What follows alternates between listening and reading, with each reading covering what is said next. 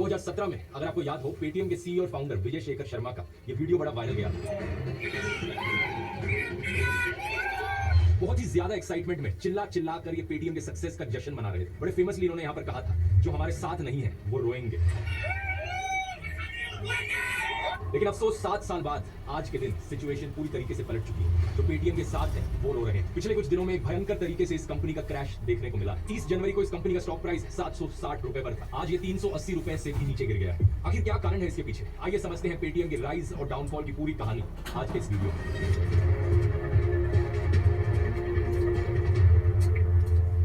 Paytm की शुरुआत हुई थी दोस्तों साल 2010 में, लेकिन शुरुआत में ये सिर्फ एक मोबाइल रिचार्जिंग का प्लेटफॉर्म हुआ करता था। एक ऐसी ऐप जिसके जरिए आप अपना फोन रिचार्ज कराते थे और लैंडलाइन बिल के पेमेंट्स भरते थे। कंपनी ने धीरे धीरे अपनी ऐप में और फीचर्स डाले। ये सिर्फ जनवरी 2014 में ही था कि पेटीएम वॉलेट लॉन्च हुआ, जिसके जरिए आप ऑनलाइन पे कर सकते थे पेटीएम का इस्तेमाल करके। 2015 तक आते आते मेट्रो के रिचार्जेस, इलेक्ट्रिसिटी, गैस और पानी की बिल की पेमेंट्स करना भी इससे पॉसिबल होने लगा। लेकिन सही मायनों में इस कंपनी की पॉपुलैरिटी में जंप सिर्फ 8 नवंबर 2016 के बाद से ही देखने को मिला। वो दिन जब demonetisation 500 rupee and 1000 rupee currency notes will no longer be legal tender from midnight to night. नोटबंदी के अगले ही दिन देश भर के ढेर सारे अखबारों में कुछ ऐसी फ्रंट पेज एड्स छपी थी। Paytm congratulates honourable prime minister Shri Narendra Modi on taking the boldest decision in the financial history of independent India. अब एटीएम नहीं पेटीएम करो। यहाँ खड़ी हुई पहली कंट्रोवर्सी पेटीएम को लेकर। लोगों ने सवाल उठाया कि क्या पेटीएम का कोई लिंक है सरकार के साथ? इस तरीके से प्रधानमंत्री के चेहरे का इस्तेमाल करना अपनी एडवर्टाइजमेंट करते वक्त। पर नोटबंदी का फैसला जिसे सीक्रेटिव बताया गया था वो 8 नवंबर को रात के 8 बजे लिया गया था। तो ऐसा कैसे हुआ कि अगले ही दिन 9 नवंबर को सुबह जो अखबार आया उसमें फ्रंट पेज एड छपी थी? क्या इस कंपनी को पहले से ही पता था डिमोनेटाइजेशन होने वाला है? हुआ जो भी हो, लेकिन एक चीज बड़ी साफ थी, पेटीएम को बहुत बड़ा फायदा हुआ इस एक फैसले की वजह से। यूरो मनी की रिपोर्ट के अनुसार डिमोनेटाइजेशन से पहले पेटीएम के पास 125 मिलियन कस्टमर्स थे, लेकिन नोटबंदी के सिर्फ 3 महीने बाद पेटीएम के कस्टमर्स 185 मिलियन तक पहुंच चुके थे। इस कंपनी के सीईओ विजय शेखर शर्मा ने भी इस मौके को कैपिटलाइज करने में कोई कसर नहीं छोड़ी। पेटीएम ने 10,000 से ज्यादा एजेंट्स को हायर किया कि वो अपने क्यूआर कोड्स डिस्ट्रीब्यूट करें लोकल दुकानों पे और वेंडर्स के पास जाकर। हर शहर में दुकानदारों को एनकरेज किया गया कि सबके सब पेटीएम करो। कंपनी की ग्रोथ बहुत अच्छी चल रही थी, लेकिन इसी समय के अराउंड 2-3 और कंट्रोवर्सीज भी खड़ी होती। एक था पेटीएम का चाइनीज लिंक। साल 2015 में अलीबाबा नाम की एक चाइनीज कंपनी ने $680 मिलियन पेटीएम में इन्वेस्ट किए और 40% स्टेक पेटीएम कंपनी का इस चाइनीज कंपनी के हाथों में चला गया। अलीबाबा कंपनी के फाउंडर हैं जैक मा, और विजय ने इन्हें अपना हीरो भी बताया था। इन्होंने एक स्टेटमेंट दी थी फाइनेंशियल टाइम्स अखबार को, I became totally interested in China, Alibaba and Jack, all 3 things. हाल ही में इंडिया और चाइना के रिलेशंस की कहानी तो आप जानते ही हो। चाइना बार-बार इंट्रूड किए जा रहा है इंडियन बॉर्डर के अंदर। 2017 में डोकलाम बॉर्डर स्टैंड ऑफ हुआ। कई लोगों ने पेटीएम को क्रिटिसाइज किया था इस चीज को लेकर। ये सामने से कंपनी बड़ा देशभक्त बनती है जब लोगों को कुछ बेचना, लेकिन पीछे से चाइनीज फंडिंग ले रखी। इसी क्रिटिसिज्म के चलते चाइनीज का जो स्टेक था उसे कम किया गया कंपनी में। 2023 में करीब 10% स्टेक विजय ने खुद वापस अपने आप को ट्रांसफर कर लिया और चाइनीज स्टेक कंपनी में 13.5% के अराउंड है एज ऑफ नाउ। मई 2018 में अगली कंट्रोवर्सी उठी पेटीएम को लेकर, जब investigative news agency cobra post ने एक अंडरकवर ऑपरेशन किया। इनके अंडरकवर रिपोर्टर पेटीएम के वाइस प्रेसिडेंट अजय शेखर शर्मा से मिलने गए, जो कि विजय शेखर शर्मा के भाई हैं। और इस बातचीत में जब उनसे पूछा गया कि क्या आप हमारी पॉलिटिकल पार्टी का प्रोपेगेंडा फैलाओगे अपनी ऐप के जरिए, तो उन्होंने बड़ी खुशी से एक्सेप्ट किया।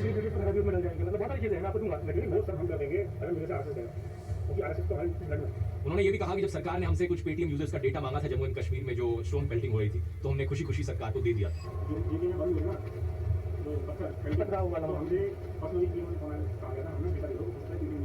इस पर 6 साल पहले मैंने एक वीडियो बनाया था, अगर आपको याद हो, अगर आप इतने पुराने व्यूअर हो मेरे चैनल के। लेकिन इन सब कंट्रोवर्सी से ज्यादा कुछ हुआ नहीं। कंपनी आगे बड़ी तेजी से ग्रो करती रही। वैसे जनरली भी कहा जाए, कई कंपनीज ऐसी हैं जिन्हें आपके डेटा की कोई परवाह नहीं होती। वो आपके डेटा को आगे बाकी कंपनीज को बेचती हैं। स्पेशली ऑनलाइन ये बहुत किया जाता है। आपके डेटा का इस्तेमाल करके आपका एक डिजिटल प्रोफाइल बनाया जाता है ताकि ऑनलाइन टारगेटेड एड्स आपको दिखाई जा सके। इससे बचने का एक बड़ा अच्छा तरीका है वीपीएन का इस्तेमाल करना। एक वीपीएन आपके इंटरनेट ट्रैफिक को एन्क्रिप्ट कर देता है। मेरी राय में one of the best VPN की ऐप है नॉर्ड वीपीएन, जो कि इस वीडियो के स्पॉन्सर भी। नॉर्ड वीपीएन को इस्तेमाल करने का एक बड़ा अच्छा फायदा है कि आप इसे कंटेंट स्ट्रीमिंग के लिए इस्तेमाल कर सकते हैं। अगर आपकी लोकेशन में कोई स्पेसिफिक शो, मूवी या कोई भी वीडियो बैंड है, तो आप इन रिस्ट्रिक्शंस को बाईपास कर सकते हो अपनी लोकेशन कहीं और सेट करके वीपीएन के जरिए। रिसेंटली बढ़ती कस्टमर डिमांड के चलते अब नॉर्ड वीपीएन ने इंडिया में भी एक सर्वर ऐड कर दिया। ये वर्चुअल लोकेशन वाला सर्वर है इंडियन आईपी के साथ, और साथ ही साथ आप जब वीपीएन ऑन करके इंटरनेट पर ब्राउज करते हो तो आपका डेटा सिक्योर रहता है। आपको ट्रैक नहीं किया जा सकता ऑनलाइन बाकी कंपनीज के द्वारा। यहाँ अगर आप इंटरेस्टेड है, चेकआउट कीजिए nordvpn.com/dhruv। एक बहुत बड़ा डिस्काउंट भी आपको मिलेगा, प्लस एडिशनल 4 महीने भी आपको फ्री मिलेंगे अगर आप इस लिंक को इस्तेमाल करके नॉर्ड वीपीएन खरीदेंगे। एक रिस्क फ्री चीज है, इनकी 30 डे मनी बैक की गारंटी भी है। तो nordvpn.com/dhruv, ये लिंक है नीचे डिस्क्रिप्शन में मिल जाएगा। अब टॉपिक पर वापस आते हैं। 2017 में पेटीएम ने पेटीएम पेमेंट्स बैंक लॉन्च किया। इन्होंने बैंकिंग सर्विसेज भी ऑफर करनी शुरू कर। पेमेंट्स बैंक कुछ मायनों में एक बैंक की तरह होता है, जहां पर आप अपना एक बैंक अकाउंट बना सकते हो, पैसे डिपॉजिट कर सकते हो, डेबिट कार्ड ले सकते हो। लेकिन एक नॉर्मल कमर्शियल बैंक के कंपैरिजन में कुछ बड़े इंपॉर्टेंट डिफरेंसेस होते हैं। Payments banks mostly digital services पर फोकस करते हैं। बहुत कम फिजिकल ब्रांचेस होती हैं पेमेंट्स बैंक्स की। और आरबीआई के रूल्स के अनुसार पेमेंट्स बैंक्स क्रेडिट कार्ड और लोन की सुविधाएं ऑफर नहीं कर सकते। जो नॉर्मल कमर्शियल बैंक्स होते हैं जैसे कि एचडीएफसी, एसबीआई, आईसीआईसीआई, उनमें कोई डिपॉजिट लिमिट नहीं होती। आप कितना भी पैसा चाहें उन बैंकों में डिपॉजिट करके रख सकते हैं। लेकिन पेमेंट्स बैंक्स में एक लिमिट रखी हुई है आरबीआई के द्वारा, 2 लाख रुपए से ज्यादा आप इन बैंक्स में डिपॉजिट करके नहीं रख सकते। इतना डिटेल में मैं आपको ये सब इसलिए बता रहा रहा हूं क्योंकि आज के दिन जो हालत हुई है पेटीएम की, उसके पीछे एक बड़ा कारण पेटीएम का पेमेंट्स बैंक ही है। आरबीआई यानी रिजर्व बैंक ऑफ इंडिया देश का सेंट्रल बैंक है, देश भर की मॉनेटरी पॉलिसी डिसाइड करता है और देश में पैसे छापने का काम भी करता है। बाकी सारे जितने बैंक्स और फाइनेंशियल इंस्टीट्यूशन है देश में, उन्हें आरबीआई के बनाए गए रूल्स और गाइडलाइंस को फॉलो करना पड़ता है। तो 31 जनवरी 2024 को जो ये पेटीएम का क्रैश हुआ, ये इसलिए हुआ क्योंकि आरबीआई ने पेटीएम के पेमेंट्स बैंक पर ऑपरेशनल रिस्ट्रिक्शंस लगा दी। आरबीआई ने कहा कि पेटीएम का पेमेंट्स बैंक बार-बार हमारे रूल्स को वायलेट करता रहा, परसिस्टेंट नॉन कंप्लायंस इनकी तरफ से देखने को मिली और इसी Why is it that some people become crorepati in just 12 months and others can't? What is the reason? Are they coming from different planet? The answer is no. The only difference is लिए अब हम इस bank पर रोक लगा रहे हैं। 29 फरवरी 2024 के बाद से पेटीएम का पेमेंट्स बैंक कोई नए डिपॉजिट्स एक्सेप्ट नहीं कर सकता। कस्टमर अकाउंट्स में पैसे टॉपअप नहीं कराए जा सकते, नए कस्टमर्स की ऑनबोर्डिंग नहीं करी जा सकती। और आरबीआई ने कहा कि जितने भी नोडल अकाउंट्स बने हुए हैं इस पेटीएम पेमेंट्स बैंक पर, उन सबको बंद होना चाहिए 15 मार्च 2024 तक। नोडल अकाउंट्स वो अकाउंट्स होते हैं जो ये ई कॉमर्स और ऑनलाइन सर्विसेज वाले बिजनेसेस यूज करते हैं। और जहां तक बात रही पेटीएम वॉलेट की, आप अपना एक्जिस्टिंग बैलेंस यूज कर सकते हो, लेकिन 29 फरवरी के बाद से और कोई पैसे उसमें डाल नहीं सकते। तो जाहिर सी बात है, ये एक बहुत बड़ा फैसला है आरबीआई की तरफ से, और ऐसा फैसला एक झटके में नहीं लिया जाता। ऐसा नहीं है कि आरबीआई ने एक दिन उठकर सोचा कि आज पेटीएम की क्लास लगाते हैं और ये सारे डिसीजंस ले ली, बल्कि इसके पीछे एक बॉक्स होता है। नवंबर 2017 में ये पेटीएम का पेमेंट्स बैंक लॉन्च हुआ था और जून 2018 में ही पहली वार्निंग आ गई थी आरबीआई की तरफ से। एक ऑडिट ने पाया कि Paytm anti money laundering regulations को ढंग से फॉलो नहीं कर रहा था और जो कस्टमर्स इनके बैंक पर अपना अकाउंट बनाते थे, उनकी आइडेंटिटी को ढंग से वेरीफाई नहीं किया जाता था। जो केवाईसी नो योर कस्टमर की कंप्लायंस है, वो नहीं देखी जा रही थी पेटीएम के द्वारा। तो आरबीआई ने कहा कि पेटीएम नए कस्टमर्स को ऑनबोर्ड करना बंद कर दे जब तक ये सारी चीजें ठीक नहीं करता। पेटीएम ने इस वार्निंग को लेकर कुछ एक्शन जरूर लिया, क्योंकि जनवरी 2019 को आरबीआई ने कहा ठीक है, पेटीएम अब कस्टमर्स को ऑनबोर्ड करना वापस से शुरू कर सकता है। जो रिस्ट्रिक्शन लगाई थी वो हटा दी गई। लेकिन करीब 2.5 साल बाद अक्टूबर 2021 में अगला बड़ा झटका लगता है। पेटीएम पर 1 करोड़ रुपए का फाइन लगाया जाता है क्योंकि उन्होंने अपनी लाइसेंस एप्लीकेशन भरते वक्त गलत इंफॉर्मेशन भरी और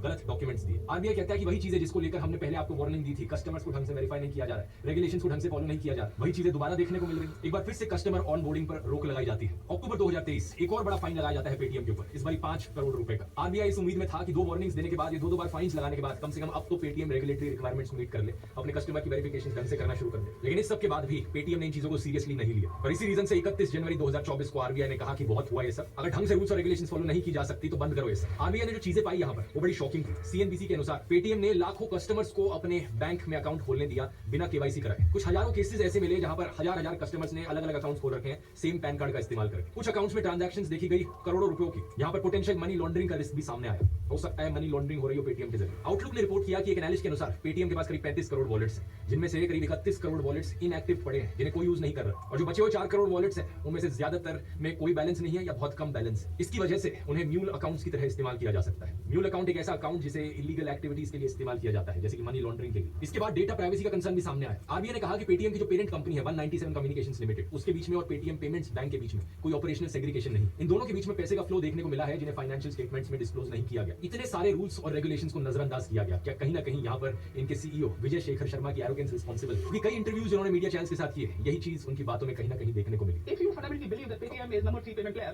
that is where the beginning of the problem is in understanding. I'm surprised that people don't know this in this country, but we make profit, so it is. Somebody who is not met us and have an opinion on us is not my opinion to keep an opinion on that. RBI की 31 जनवरी वाली announcement के बाद हल्ला much गया। लोगों ने जो पैसे इन्वेस्ट किए थे पेटीएम में, उस पैसे को बाहर निकालना शुरू किया तो बड़ी तेजी से पेटीएम का स्टॉक क्रैश किया। लोगों को काम डाउन करने के लिए पेटीएम ने कई बार अपने सोशल मीडिया हैंडल्स पर पोस्ट किया कि कुछ नहीं बिगड़ा है यहाँ पर। 2 फरवरी को विजय शेखर शर्मा ने भी ये ट्वीट किया, to every Paytmer, your favourite app is working, will keep working beyond 29 February as usual. For every challenge there is a solution and we are sincerely committed to serve our nation in full compliance. India will keep winning global accolades in payment innovation and inclusion in financial services. जैसा कि आप देख सकते हो, एक बार फिर से देशभक्ति का यहाँ पर सहारा लिया गया। भाई हम कंपनी नहीं है यहाँ पर, हम तो देश की सेवा कर रहे हैं। बार-बार इंडिया का नाम लेकर पेटीएम को पीछे छुपाया गया। एक कहावत मुझे याद आती है इससे, patriotism is the last refuge of a scoundrel. सुना होगा ना कोट आपने? मेरी राय में तो ऐसी सभी कंपनी से चौकन्ने होकर रहना चाहिए जो हद से ज्यादा देशभक्ति का सहारा लेती है। देखिए कुछ साल पहले फोन आया था फ्रीडम 251, जो फोन के पीछे इंडिया का झंडा छाप रखा है। वर्ल्ड्स चीपेस्ट फोन करके इसे बेचा गया था, लेकिन ये एक बहुत बड़ा स्कैम निकला। अगर किसी कंपनी के प्रोडक्ट और सर्विसेज में खुद में वैल्यू होती है तो वो उस वैल्यू के नाम पर उन चीजों को बेचती है। लेकिन अगर अपने प्रोडक्ट या सर्विस के बारे में कुछ ज्यादा कहने को नहीं है तो होता है कि देशभक्ति का सहारा लिया जाता है। भाई हमारा प्रोडक्ट इसलिए खरीदो क्योंकि हम इंडियन है, हमारी इंडियन कंपनी है, इसलिए आपको हमारा प्रोडक्ट खरीदना चाहिए। एनीवेज पेटीएम पर वापस आए तो सवाल ये उठता है कि आगे क्या होगा। कंपनी में इंटरनली जो एम्प्लॉइज हैं वो काफी अनसर्टेनिटी फेस कर रहे हैं, उन्हें ज्यादा क्लैरिटी नहीं मिल रही है लीडरशिप से कि आगे क्या हो। इकोनॉमिक टाइम्स ने रिपोर्ट किया कि कंपनी के एक एग्जीक्यूटिव ने उन्हें बताया कि हमारा बिजनेस मॉडल अब शायद बदल जाएगा। अब हम बैंक होने की जगह हम एक थर्ड पार्टी पेमेंट्स ऐप बन जाएंगे, तो बैक एंड पर हमें कुछ चीजें चेंज करनी पड़ेंगी और ये चेंज हमें बड़े लिमिटेड टाइम में करना पड़ेगा। पेटीएम की अगर आप एनुअल रिपोर्ट देखोगे कि कितना पैसा कमाया इस कंपनी ने साल भर साल, तो आपको दिखेगा गया कि ये हमेशा से ही एक लॉस मेकिंग कंपनी रही है जब से इसे स्टॉक मार्केट पर लिस्ट किया गया। इस चार्ट को देखिए, 2021 में इनकी कंपनी ने 1600 करोड़ रुपए का लॉस उठाया था, 2022 में 1500 करोड़ रुपए का लॉस,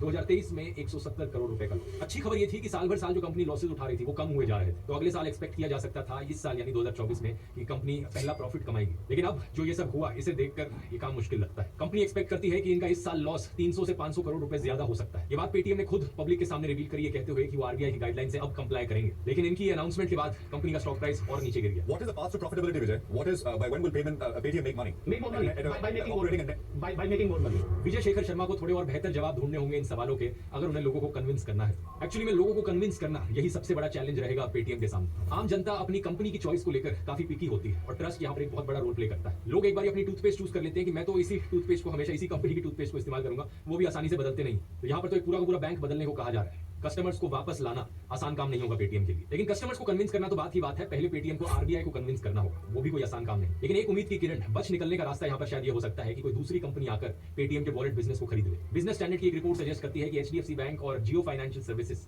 शायद यहाँ पर आकर ये काम करेंगे। लेकिन जियो ने स्पेकुलेशन को डिनाई किया है, ये कहते हुए कि उनका ये करने का कोई इरादा नहीं है। और वैसे भी ऐसी सेल करने से पहले आरबीआई की अप्रूवल की जरूरत होती है। अगर आपको वीडियो पसंद आया तो ऐसी ही कई और केस स्टडीज मैंने